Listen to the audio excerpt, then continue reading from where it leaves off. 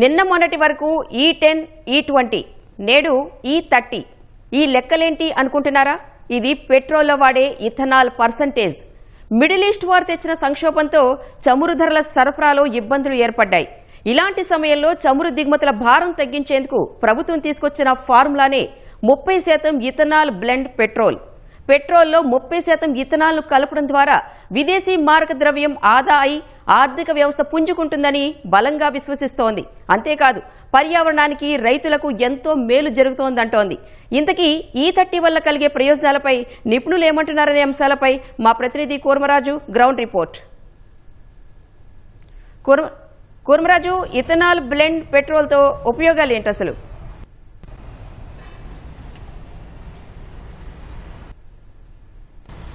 రాణి, E30 అంటే ethanol blend చేసిన ఇంధనం వినియోగం ద్వారా ఇంధన రంగంలో పెను మార్పులు సంభవిస్తాయని నిపుణులు విశ్లేషిస్తున్నారు.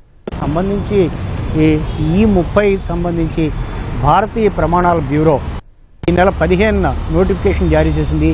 E22, 23, 24, 25 అలాగే E30% వరకు ఇథనాల్ని పెట్రోల్లో కానీ ఇతరత్ర మిక్స్ చేసి అది వాహనాలకి వినియోగించేందుకు భారతీయ ప్రమాణాల బ్యూరో తాజా నోటిఫికేషన్ జారీ చేసింది.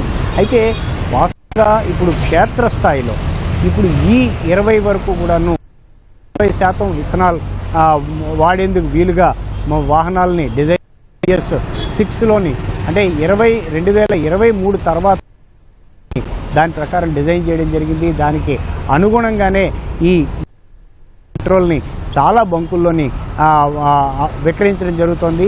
వాస్తవంగా ఇక్కడ దీని మీద స్పష్టమైన అవగాహన లేదు. ఎందుకంటే వినియోగదారులు అవగాహన కల్పించడం ద్వారానే ఈ E20 వాడుతున్నామా లేకపోతే పెట్రోల్ రేట్ లో ఎటువంటి మార్పు లేకపోయినప్పటికీ కూడాను వీటి ప్రయోజనం నేరుగా వినియోగదారులకి అందడం లేదు కాబట్టి వారు దాన్ని పెద్ద ఆసక్తి కనబడటం లేదు. కానీ నిపుణులు విశ్లేషిస్తున్న ప్రకారం ఇప్పుడు ఏంటంటే ఈ ఇథనాల్ 30% ఇథనాల్ ని బ్లెండ్ చేసిన పెట్రోల్ వినియోగించడం ద్వారా మొత్తం దేశీయ ఇంధన రంగంలో విదేశాల నుంచి మనం పెట్రోల్, చమురు ఉత్పత్తులు, ముడి చమురుని దిగుమతి చేసుకోవడంలో చాలా వేరియేషన్ వస్తుంది.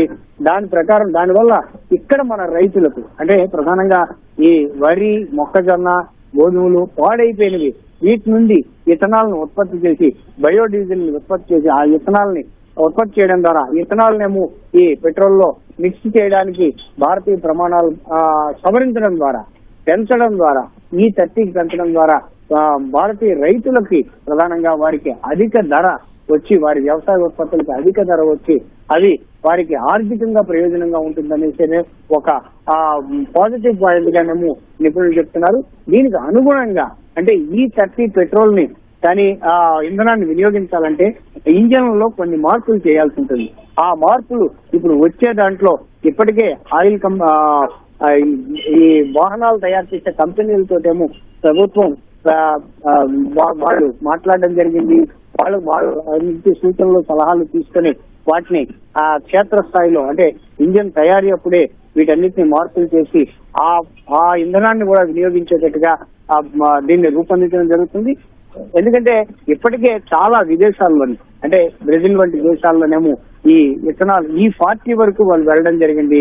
E40 వినియోగించడం ద్వారా అక్కడ రైతులకి ప్రయోజనంగా ఉంటుందంటే ఇదే సమయంలో రాష్ట్ర ప్రభుత్వం రాష్ట్రంలోని ఈ ఇథనాల్ ప్రొడ్యూసింగ్ కంపెనీస్ ని ఇథనాల్ ప్రొడ్యూస్ చేసే సంస్థల్ని రాష్ట్ర ప్రభుత్వం కూడాను ప్రోత్సాహకాలకి వారిని సిద్ధం చేస్తుంది.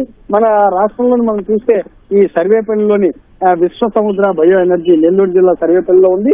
అలాగే ఇది స్థానికంగా రైతుల నుంచి 15,000 టన్నులు నెల ఇదేమో 15,000 టన్నుల విరిగిపోయిన బియ్యాన్ని అంటే బ్రోకెన్ రైస్ ని వీళ్ళు సేకరించేమో వీళ్ళు ఇథనాల్ ని ఉత్పత్తి చేయడం జరుగుతుంది. అలాగే కిసాన్ సజ్జలో ఇస్కో కిసాన్ సజ్జలో నెల్లూరు జిల్లాలోని ఈ కొడవలూరు మండలం నుంచి ఈ రోజుకి 200 కిలోలీటర్ల ఇథనాల్ ని తయారు చేయడం జరుగుతోంది. రాచర్లపాడు గ్రామం పరిధిలో కూడాను 370 కిలోలీటర్ల భారీ సామర్థ్యంతో ఈ ప్లాంట్ కూడా కేంద్ర పర్యావరణ శాఖ వాటిని అనుమతి కూడా లభించింది.